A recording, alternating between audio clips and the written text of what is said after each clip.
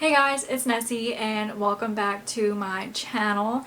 And in today's video I actually wanted to talk about a story time. And before I get into that, I actually bought some photography stuff that I wanted to show you guys. So I guess you can say this is a photography haul of some sort. But let's just get right into that real quick. I went to Best Buy for a memory card, and I don't know why I always go to Best Buy by myself because your girl has no self-control whatsoever when I'm looking at camera stuff. So that was just a bad idea overall. So I had to get a memory card that's already in my camera, so I can't really show you guys that, but I did get a memory card. And then the next thing that I found was the actual Rode microphone. I actually have it attached right now, so we're gonna see how this audio is, when I edit this video. So hopefully it sounds good. Oh gosh, we're gonna pray it sounds good. But I see a lot of vloggers that actually have the Rode microphone, and it had good reviews, so I've been wanting a microphone for my audio. So yeah. And another thing that I got that wasn't from Best Buy, but it did come in yesterday, was this little tripod. And this is for vlogging. It comes with a grip and stuff. Because I'm gonna see if I can open it real quick. I actually haven't opened it yet. So we're gonna do that right now. Ooh, see, yeah, this is just what I needed. And it opens like an actual tripod, and you can set it down like a tripod. Oh, this is so cool. I don't know how to work it though, so oh, okay, there's that. That's neat. Neato. Okay, well there's that. That way I don't have to hold my camera when I'm vlogging, because it stresses me out, so I can just do that, And then the last thing that I purchased from Best Buy was this cute camera bag. I desperately needed a camera bag, well, a bigger camera bag. I already have two smaller camera bags, but I cannot fit anything in it, anything in it. So I'm really happy I made this purchase. It has all these little, whoa, it has all these little compartments in it, and a zipper. I already did a little photography haul on my Instagram last night, on my photography Instagram. If you're not following it, what are you doing? My photography Instagram is darlingnessie3. And that is all for my little mini photography haul thing, whatever you want to call it. So let's just get right into the story time. So May is Mental Health Awareness Month. I don't know if y'all knew that. I know that I did make a video previously talking about my anxiety. I actually haven't seen it since I posted it a few years ago, so I should probably go watch that with y'all. But I wanted to talk about the time that I was actually sent to a psychiatric ward for a few days. So let's just start from the very beginning and work our way to the end. Hopefully this won't take long, because I'm not going to go into details. I'm not going to go into a lot of details. Just going to say the main story. Just bear with me please, because I don't like talking about this, but I feel it's something I should talk about and bring awareness to. So let's just get started. So summer 16 is when everything went downhill for me. Summer 16 is when I literally hit rock bottom. I've thought I've hit rock bottom before, but not like this. Summer 16 is when I literally hit rock bottom.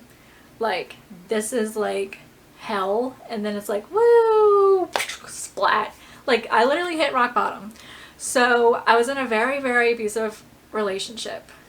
Mentally, was very controlling, controlled everything I did, what I said, what I wore. Like, I couldn't wear a lot. Like, I stopped seeing friends and family. It was like, it was that bad. And I tried to end my life the first time, I think a few months into dating this guy, because I just couldn't take it.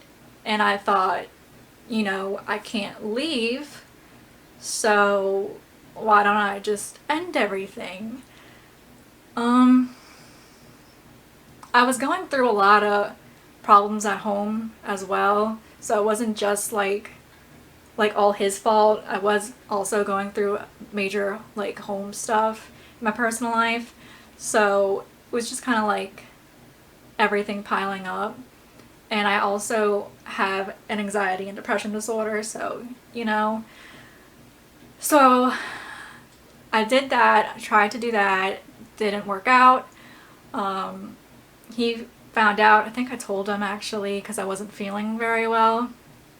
And my mom came like running home from work, then my dad came over. It was just a mess. And that was that. So time went by, the relationship ended, and ended on really bad terms. That's like a whole different other story time if y'all want to know what happened with that. That's just, it's too much, so that can be like a different story. But it ended. That's when I decided to join like Tinder or whatever, like I think like a few weeks after, just to kind of like, you know, clear my mind and all that stuff. And I just remember him like sending me screenshots of my account, and we were like broken up still, you guys. Like, I'm like with the little emoji things, like, what are you doing? Like, like you're literally trying to still control me, and we're not even dating anymore. Like, so it got to the point where I was just so frustrated that I actually tried ending my life the second time in a different way. But the second time was a lot more intense to me. Summer 16 is also when I started going to therapy for my anxiety and depression. I don't know why I'm like sweating right now talking about this. Like, can y'all just please bear with me? But summer 16 is when I started seeing a psychiatrist, and I started getting on medication, and, you know, I started seeing a therapist. And for my psychiatrist, like the first time I ever went, my dad actually came with me, and I was really like messed up in the head. Like I was so, like, I was all over the place, you guys. My psychiatrist actually made like this little safety agreement thing where if I'm ever feeling like suicidal or like really lonely or really depressed, like I had to do like certain things. And my dad had to sign it, and then I signed it. And I actually broke the safety protocol by trying to end my life the second time. So, you know, when my therapist found out, that was when I had to go, you know, check into a hospital, and I had no choice. And I was so scared to do that I didn't want to go. And I told her that. I was like, I'm not doing that. I'm not going, you know, someplace, you know, I'm not staying anywhere. I'm staying at home with my family. And she was like, you have two options. The first one is your sister can bring you to the hospital, or two, I can call the police and they can escort you, and you can ride in the back of a police car and they'll bring you themselves and it will be on your report. So I was like, okay, well, fuck, what am I gonna do? So my sister actually brought me, and when I got there, like, I had to go in like the back, like where the psychiatric department was, and I was so confused about it. Like, can you imagine just like having a normal day, or like you think you're having a normal day and it's like, oh wow, like your whole life's turned upside down, like what? So I just remember going into the doors. I remember just being like questioned by like doctors and nurses, and like it wasn't terrible, but it wasn't like great. I just remember like everyone next to me who were in their own little beds, like the doctors coming in and saying, you're not, like you're not, like they don't think you're gonna hurt themselves or whatever, so they sent like everyone home, and then I was still there and I was so confused. I remember telling this doctor named Justin, I remember telling him so many questions, probably got so fed up with me. I was like, why am I not going home? Like, I don't understand, like, I'm fine, like, why don't y'all believe me? And then that's when he came up to me and he was like, look, like, you gotta understand, this is your second time trying to commit suicide. Like, it's that bad, it's serious. Like, you might not realize like how bad your mental illness is because like you wanna go. Like I tried so hard to run away from all my problems that it basically caught up to me. And I didn't realize that. So first 24 hours I stayed in the first hospital not too far from my house. My family came to visit me every day. I remember I couldn't sleep. I was so, like my nerves were so bad. I wasn't eating. I, had a migraine. A nurse at like 10 o'clock at night actually gave me some chocolate pudding.